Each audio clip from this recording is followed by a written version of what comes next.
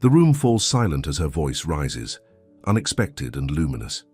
They'd pushed the microphone into her hands as a joke, the quiet server girl who blends into the wallpaper. But as the first notes escape her lips, champagne glasses freeze mid-air. No one is laughing now.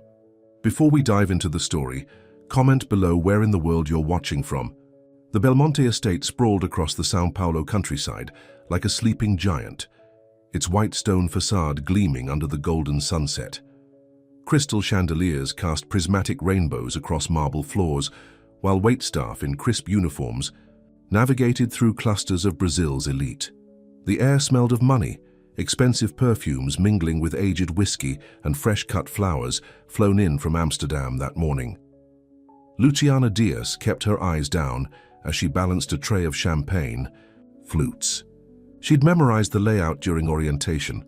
Avoid the loose tile near the grand piano. Beware of the CEO who grabbed wrists when drunk. Smile politely, but never engage in conversation. The temporary staffing agency had been clear. Be invisible. Until needed. "You there, girl with the champagne." Diana Belmonte's voice cut through the ambient chatter. The bride-to-be stood in the center of the room, her couture gown catching light like liquid silver. Her diamond earrings alone could pay Luciana's rent for a year. "Yes, senora," Luciana approached, offering the tray. Diana waved it away. "I was told you work with Rodrigo's team, the regular staff." "Only temporary, senora, for special events." Diana's gaze slid over Luciana like she was assessing a purchase. "You look familiar. Have you served at my parents' house before?" "No, senora." "First time?" From across the room, Matteo Belmonte watched the exchange with furrowed brows. Unlike his cousin Diana, he wore his wealth uneasily, his designer suit seeming to constrain rather than compliment him. He leaned toward his mother. "What's Diana doing?" Sophia Belmonte sighed. "Finding entertainment, I suppose." The first incident happened almost imperceptibly. As Luciana turned to leave, Diana's hand shot out, gripping her wrist just tight enough to demonstrate control. "Wait," Diana said. Her smile didn't reach her eyes. "Rodrigo mentioned you sing." Heat crawled up Luciana's neck. "He shouldn't have said that." "Oh, don't be modest. We'd love to hear something, wouldn't we?" Diana turned to her circle of friends, who nodded with predatory interest. "I don't perform, senora." Luciana tried to step back. "Just one song. Consider it a gift for the bride." Diana's words were sweet, her tone venomous. "I really can't." "Of course you can't now," Diana laughed, releasing her. "You're working, but perhaps later when you're done." The circle around her tittered politely while Luciana retreated, the back of her neck burning. From across the room, Matteo frowned. "What was that about?" asked Carlos, his childhood friend and the only person he'd voluntarily spend time with at these events. Matteo shook his head. "Diana being Diana." "The temp staff seem competent this time," Carlos remarked. "The dark-haired one moves like a dancer." Matteo had noticed this too. Something in the way she carried herself spoke of discipline and grace that went beyond service training. But before he could respond, his attention was pulled away by his aunt, demanding he play something on the piano, the Var. Second incident occurred 2 hours later, as the engagement party shifted from dinner to dancing. Diana, loose from champagne and the comfort of being surrounded by sycophants, cornered Luciana again, this time as she collected empty glasses. "There. She is our little songbird," Diana's voice carried deliberately. "Have you finished your duties yet? We're dying for some entertainment." A circle formed, tighter this time. Luciana glanced around for Rodrigo, the head server, but he was nowhere to be seen. "I'm still working, senora," she said quietly. "Nonsense," Rodrigo said. "You're done in 5 minutes. We've been patient." Luciana hadn't told anyone here about her singing. How did Rodrigo know? Then she remembered the application form. Under additional skills, she'd listed vocal training, thinking it might help with future corporate event bookings. Diana's fiancé, Raphael, stepped forward. Unlike Diana, his eyes held genuine kindness. "Diana, leave the poor girl alone. We have a DJ for a reason." "But Rafa." "Rodrigo says she studied at the conservatory," Diana pouted. I'm just giving her an opportunity to showcase her talent. Luciana's throat tightened. She had studied at the conservatory for exactly 1 semester before her parents' deaths had forced her to withdraw and find work to support her younger sister. I didn't finish my studies, she said, the words bitter on her tongue. Even better.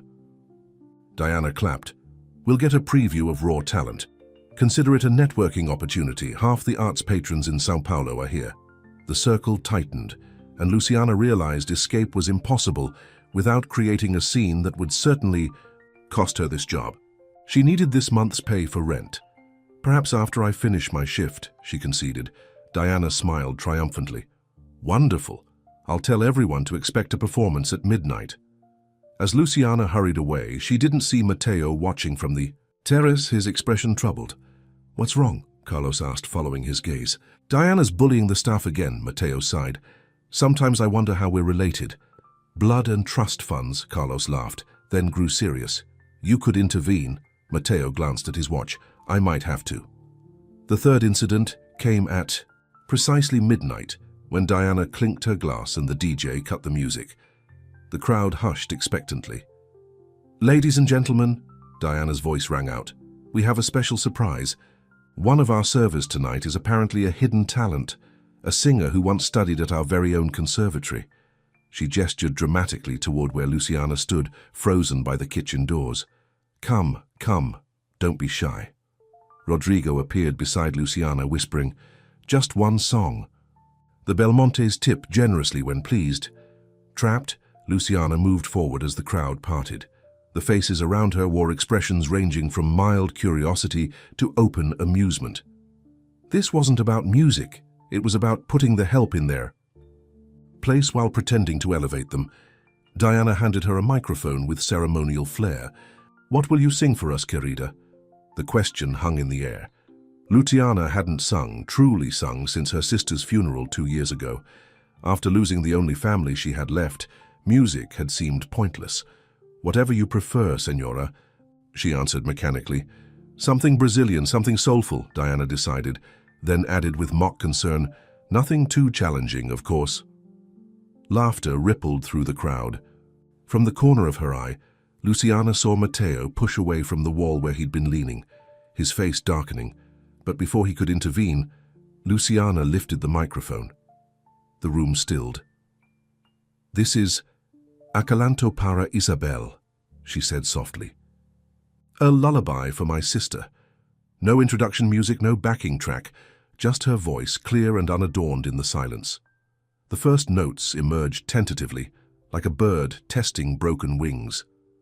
The lullaby was simple, a folk melody her grandmother had sung, transformed by grief into something ancient and new at once. Her voice wavered, then strengthened, filling the cavernous room with unexpected power. The lyrics spoke of stars guiding lost children home, of love that transcends separation, of memories preserved in song. Her voice dipped into lower registers, then soared upward with controlled vibrato, demonstrating years of training beneath the raw emotion. She closed her eyes, no longer seeing the crowd but her sister's face. The rapid coloratura passages flowed effortlessly, each note precise yet imbued with feeling. Her breath control allowed for impossibly long phrases that hung in the air before dissolving into delicate pianissimo. When she reached the bridge, she shifted to her head voice, creating an ethereal quality that made several listeners gasp. The technical mastery was evident to anyone with knowledge of classical singing. Perfect pitch, immaculate phrasing, the ability to shift between chest and head voice without a detectable break. For the final verse, she incorporated subtle ornamentations, traditional Brazilian melismas that honored the folk roots while showcasing classical technique. The final note she held impossibly long, diminishing to a thread of sound that seemed to evaporate rather than end. When silence returned, Luciana opened her eyes. Diana stood slack-jawed, champagne glass tilted dangerously in her limp hand. Raphael beside her was frantically wiping his eyes. The art patrons Diana had mentioned were exchanging urgent whispers. Matteo remained motionless, transfixed, a strange intensity in his gaze. For 3 heartbeats, nobody moved. Then thunderous applause erupted, shattering the spell. Luciana handed the microphone back to Diana, who took it automatically. Her composed facade cracked open. She tried to speak but couldn't seem to find words. Her cheeks flushed crimson beneath her makeup. That was... Diana stammered, her usual eloquence deserting her. Her fingers trembled around the microphone. Raphael rescued her. Extraordinary, truly extraordinary, thank you. The crowd surged forward. A woman in her 60s grabbed Luciana's hand. I'm Isabella Mendez, director of the Sao Paulo Opera's Young Artist Program. We need to talk. A man in an impeccable suit pressed a business card into her palm. Andre Costa, A&R for Universal. Call me tomorrow. Luciana felt lightheaded. The room spun with faces, voices, offers. Diana had retreated to the periphery, her expression oscillating between embarrassment and calculation. Raphael was clearly delighted, genuine appreciation replacing his earlier sympathy. Throughout the commotion, Luciana became aware of Matteo approaching slowly, waiting for the crowd to thin before speaking. That wasn't just singing, he said quietly, when they finally stood face to face. That was remembering. Something in his tone made her look up. His eyes held no pity, only recognition. Isabel is your sister? He asked. Luciana nodded. Was. Bus accident 2 years ago. Understanding passed between them. I lost my brother last year. Car crash. I'm sorry. I haven't played piano since, he admitted. Not really. This surprised her. But your cousin said you teach music. Technique, not feeling. He hesitated. How did you find your way back? Luciana glanced toward Diana, who was now pretending to be engrossed in conversation with her fiancé. Didn't. Until tonight. They weren't expecting actual music, just embarrassment. Matteo's jaw tightened. My cousin has always had a talent for casual cruelty. It doesn't matter now. Luciana tried to sound dismissive, though her heart still raced. It matters, Matteo insisted, but so does what happened afterward. He gestured to where Isabella Mendez was speaking animatedly with another arts patron. Those opportunities are real. Luciana shook her head. Shook. I can't afford to pursue music. I need steady work. What if you could do both? Matteo asked, an idea clearly forming. I run a community music center in Paraisópolis. We need vocal instructors. The favela? Luciana asked, surprised. The community, he corrected gently. It's where my brother volunteered before. He didn't finish. It pays. Not Belmonte money, but enough to live on while you audition for Isabella's program. Luciana studied him. Why would you help me? Because talent shouldn't be wasted. After a pause, he added, and because I recognize the look of someone singing their way through grief. Before she could respond, Rodrigo appeared. Senora Belmonte wishes to speak with you, he told Luciana, looking bewildered by the night's turn of events.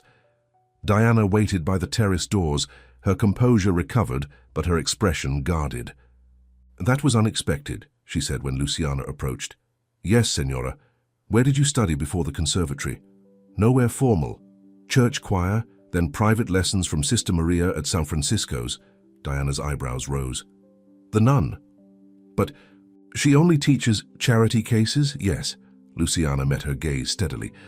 My parents cleaned office buildings at night. Diana had the grace to look discomfited. I see. She fidgeted with her engagement ring. Isabella Mendez doesn't offer mentorship lightly. You should consider her proposition. I intend to. Good. Diana hesitated. I may have misjudged the situation earlier. It wasn't an apology, but it was something. Luciana nodded once. The Belmonte Foundation sponsors several arts initiatives, Diana continued. I'll have my assistant contact you, for networking purposes. Translation. Diana was ensuring she wouldn't be remembered as the woman who nearly humiliated a rising talent. Luciana understood reputation management. She'd served enough corporate events. Thank you, Senora. As she turned to leave, Diana added, Matteo mentioned his project in Paraisópolis. It's actually worthwhile, despite his tendency toward misplaced idealism. This time, Luciana didn't respond. She returned to work, collecting glasses and avoiding the stares now following her. When her shift ended at 2 a.m., she slipped out quietly, declining offers from guests to make introductions or hear more performances. Outside, the night air cooled her flushed skin. Stars punctuated the velvet sky above the Belmonte estate, reminding her of Isabel's favorite line from the lullaby. The stars are not just lights, but windows where loved ones watch over us. Do you need a ride? She turned to find Matteo leaning against a pillar near the service entrance. I take the bus, she said. At this hour, let me drive you. She hesitated. Just a ride, he clarified, and maybe a chance to tell you more about the music center. 20 minutes later, they sat in his modest Volvo, not the luxury vehicle she'd expected, as he navigated São Paulo's empty, early morning streets. The center serves about 60 kids, he explained, ages 8 to 18. Most have never touched an instrument before they come to us. And you teach piano. Basics only. Enough to give them foundation. What they really need is someone who can teach them to sing. Luciana watched the city blur past. I haven't taught before. You have something better than teaching experience, Matteo said. Authenticity. These kids can spot fakery a mile away. When they reached her small apartment building, he handed her a business card. Think about it. Come by next Tuesday if you're interested. We have a community performance that evening. 3 days later, Luciana found herself standing outside a converted warehouse in Paraisópolis. Children's artwork decorated the windows, and hand-painted letters across the entrance read Centro de Música Comunitaria Fernando Belmonte. Inside, organized chaos reigned. Children of various ages clustered around different instruments. In one corner, a group practiced basic rhythms on makeshift percussion. Near windows, others plucked tentatively at guitars.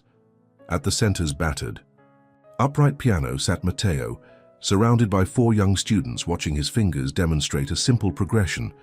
He spotted her and waved her over. Everyone, he announced. This is Senora Diaz. She's a singer who might teach us. Curious eyes evaluated her. A teenage girl in the back raised her hand. Can you really do coloratura like they say? The video has like 1 million views. Luciana froze. What video? Matteo grimaced. Someone recorded your performance at Diana's party. It went viral yesterday. Yeah, another student chimed in. People are calling you the singing server and sharing it everywhere. Heat flooded Luciana's face. I didn't know. Don't worry, Matteo assured her. The comments are overwhelmingly positive. Isabella Mendez has been defending you fiercely online. A small boy tugged at her sleeve. Will you sing for us? Please? Faced with genuine curiosity rather than Diana's manufactured spectacle, Luciana found herself nodding. What would you like to hear? The lullaby, several voices requested simultaneously. This time, when she sang, she kept her eyes open. She watched their faces transform from interest to wonder to that peculiar stillness that comes when music truly connects. In their eyes, she recognized something of Isabel, something of herself before loss had silenced her. When she finished, a girl of about 13 approached. My brother died last year, she said matter-of-factly. Nobody talks about him anymore because they think it makes me sad. But your song made me remember him without hurting. Can you teach me to do that? 6 months later, Luciana stood backstage at the Municipal Theatre of São Paulo, breathing deeply. Through a gap in the curtains, she could see the auditorium filling with people.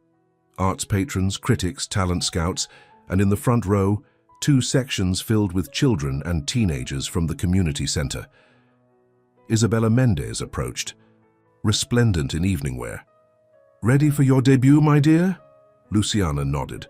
After months of intensive training in Isabella's Young Artist program, scheduled around her teaching at the center, tonight would be her first professional performance. Nervous? Isabella asked. Strangely, no, and it was true. After singing for children who carried grief too heavy for their years, after helping them transform pain into expression, stage fright seemed trivial. From the wings, Matteo appeared. In 6 months, their professional relationship had evolved into friendship and recently something more. Tentative, gentle, still growing. The kids made you this, he said, handing her a handmade card signed by all her students. She opened it to find a collage of photos from the center, surrounding the words, "You taught us to sing. We teach you to remember why." Perfect timing, she smiled. I needed that. Matteo squeezed her hand. Diana and Raffaella here too. Row 3. Luciana wasn't surprised. Since the night of the engagement party, Diana had undergone a curious transformation. Initially motivated by image management, she'd become genuinely invested in the community center, leveraging her connections to secure funding and instruments. Your cousin isn't so terrible after all, Luciana admitted. People can surprise you. Matteo's eyes crinkled. Speaking of which, have you told her yet? About the scholarship? Not yet. Tonight.